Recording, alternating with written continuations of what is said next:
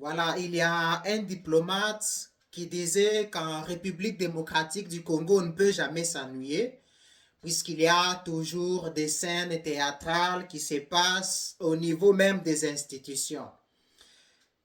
Parfois, on vous dit qu'on fabrique des pains avec la farine de manioc. Parfois, on vous dit qu'on va vous acheter 60 avions. Parfois, on vous promet des choses. Tout ça, ça donne l'ambiance de rester dans ce pays là-bas où la théâtralisation est devenue le mode de gouvernance. Il y a quelqu'un qui m'a fait écouter un petit extrait sur l'intervention d'un député à la tribune de l'hémicycle. Les députés étaient carrément en train de critiquer la philosophie, de critiquer ceux qui ont étudié la philosophie.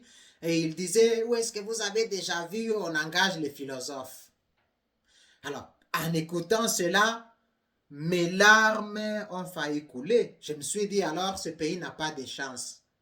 Tout n'est pas que théâtre. S'il faut aller étaler son ignorance en public et le monde entier regarde, on dit voilà, c'est vraiment triste tout ce qui se passe en République démocratique du Congo. Si je pourrais donner un petit cours rapide de philosophie à ces députés incultes, je dirais tout simplement qu'avec la philosophie, on a la possibilité de voyager à travers l'histoire, l'évolution de la pensée. Depuis l'Antiquité, en passant par le Moyen Âge, par la Renaissance, par le temps moderne et jusqu'à nos jours. Comment est-ce que la pensée s'est déployée? Comment est-ce que la pensée s'est développée? Et c'est grâce à la pensée que nous avons toutes les sciences. Donc la philosophie a donné naissance à toutes les sciences qui existent. La philosophie a donné naissance aux mathématiques, à la médecine, à la chimie, à la biologie. Toutes les sciences se retrouvent dans la philosophie, puisque ce sont les philosophes qui ont été le premier à réfléchir et à promouvoir, à donner naissance jusqu'à ce qu'à un certain moment, les sciences ont commencé à prendre leur autonomie. Et donc, on peut dire que la philosophie, c'est la branche principale, le tronc. Et les autres sciences doivent vraiment revenir, se ressourcer à la philosophie. Et c'est la raison pour laquelle on parle de la philosophie politique, la philosophie du travail, la philosophie des sciences. Donc, la philosophie englobe la totalité du réel sans en dehors. Donc, la philosophie, c'est même le socle de la société. C'est donc, la philosophie englobe tout. Un jour, je lisais dans un dictionnaire de philosophes et là-dedans, j'avais découvert, parmi les philosophes, il y avait aussi Jésus-Christ. Donc, la philosophie englobe tout. On ne peut pas réfléchir tout en négligeant la philosophie. Et donc, négliger la philosophie montre finalement le niveau du raisonnement de ceux qui nous représentent. Puisque si vous voyez les Allemands ont développé la philosophie du surhomme. C'est donc grâce à Friedrich Nietzsche. Donc Friedrich Nietzsche, qui a développé la théorie du surhomme, et les Allemands se sont retrouvés dans cette philosophie. Ils se sont déployés, ils se sont considérés comme les super hommes, les surhommes. La philosophie de Nietzsche. Nietzsche qui a parlé des trois métamorphoses de l'esprit. Et le nazi a développé, donc on peut dire que la philosophie a aidé les Allemands à être ce qu'ils sont. C'est grâce à leur pensée philosophique. Si vous allez chez les Français, il y a le cartésianisme. Un certain René Descartes qui a développé, qui a mis la raison au centre de son raisonnement, donc de sa réflexion. N'est vrai que ce qui est clair et distinct. Tout ce qui passe au moindre doute ne peut pas, tout ce qui échappe au doute, eh bien, c'est cela qui est correct, qui est vrai. Et nous voyons que les Anglais ont rétorqué. Ils ont développé l'empirisme. Pour ne citer que John Locke, David Hume, qui ont dit, eh bien, pour que quelque chose soit vrai, la raison est donc, on ne peut pas se fier à la raison, il faut passer par l'expérience. Et vous avez les idéalistes qui sont venus, qui ont essayé de faire cohabiter et la raison et l'expérience. Donc les deux doivent coopérer. Les deux doivent aller de pair. Et vous avez les idées des philosophes des Lumières comme Montesquieu, Jean-Jacques Rousseau, Voltaire, qui ont réfléchi et leurs idées ont donné naissance à la charte du droit de l'homme. Donc, il y a beaucoup à la Révolution française. Donc, vous comprenez que une société ne peut pas tenir sans la philosophie.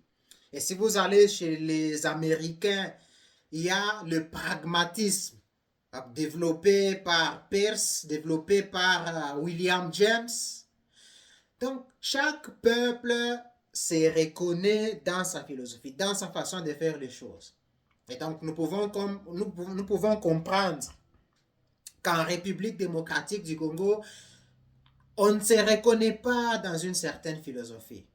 Et Nietzsche vous dira qu'il y a lieu de créer une étoile filante à partir du chaos. Donc, il faut développer les idées pour construire une société. Donc, on comprend pourquoi est-ce que la République démocratique du Congo est complètement dans la rue. Puisque ceux qui vous représentent, ils ne connaissent pas la valeur des philosophes. Eh bien, si vous retournez chez les philosophes, ils vous diront que seuls les philosophes sont en mesure de gouverner, de régner, pour vous montrer la route à suivre. Puisque les philosophes, c'est eux qui sont les policiers de la route dans la société. C'est eux qui vous montrent qu'est-ce qui est bien à faire et ce qui ne l'est pas. Ils vous montrent l'esprit critique.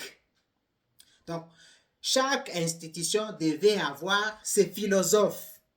C'est comme les hiboux de Minerve, des gens qui vous rappellent ce que vous devez faire pour que la société puisse vraiment être une société normale, viable.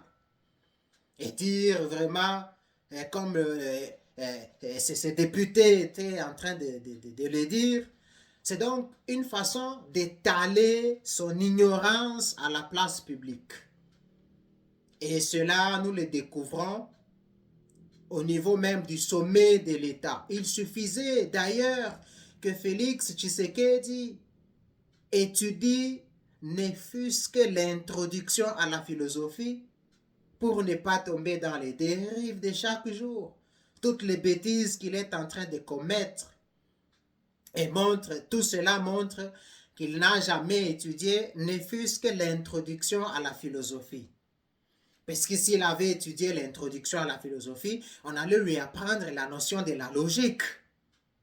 Donc il allait savoir comment un chef se tient, comment un chef parle, pas comme un enfant, pas comme un homme de la rue, comme le président a toujours parlé avec le langage de la rue.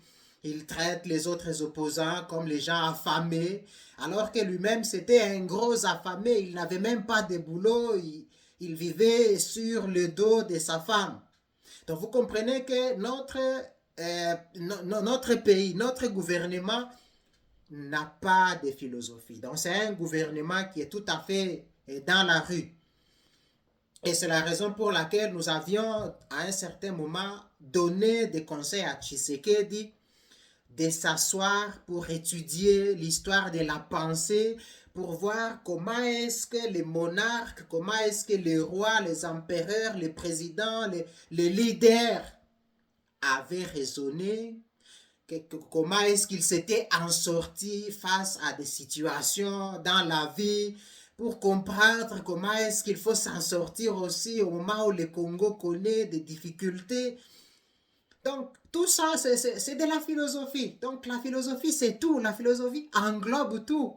Donc, la philosophie englobe Théos, Dieu, l'anthropos, l'homme, et le cosmos. Donc, la nature. Donc, la philosophie, c'est tout.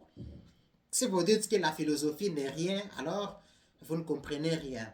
Vous devez alors chercher un autre chemin, faire une autre route.